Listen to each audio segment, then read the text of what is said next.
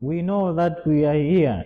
How do we shift sasa kutoka kwenye hii normal responsibility kwenda kwenye radical responsibility?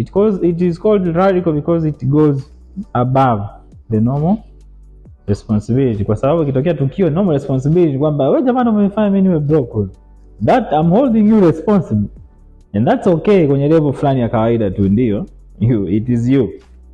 Lakini radical inakutoa pale kwenda kwenye sehemu the upper space, the elite class. Sawa. How do you move? Wewe kwambia kitu kimoja, changes zozote kwenye nafsi yako au akili yako, your brain will reject very fast. yani very fast. Itakuwa simple if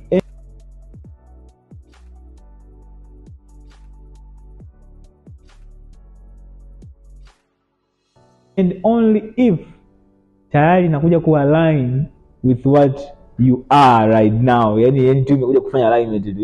You already there. Lakini tu jibona unahitaji kitu fulani cha kufanya hivi. Kama hiyo line yani.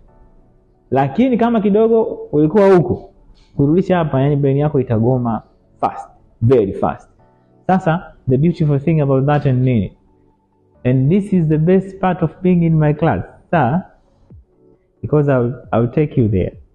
Yani kwa utaratibu kabisa. I want to motivate you, I want to push you. Sitakwambia siwe na discipline. Mimi kwangu haya mambo aga yafanye kazi. Read a book, wake up in the morning, run from here.